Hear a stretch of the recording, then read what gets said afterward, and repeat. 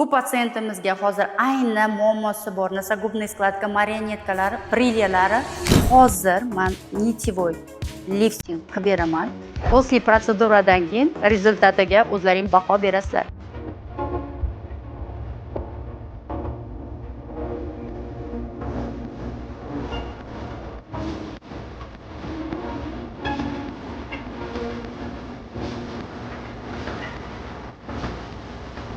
Chunki to'g'ri anesteziya berish kerak, правильный slойga berish kerak, bilish kerak qanaqa anesteziya qaysi slойda ishlash kerak. A потом ipni boshqa chuqurli slойga qilishadi-da. Keyin, соответственно, nima qiladi pasient? Baqiradi. Вот man sizdan so'rayman, больно вам было? Что-нибудь чувствовали вообще? Вот когда я нити внедряла. Только то, что просто двигается, вы рукой там.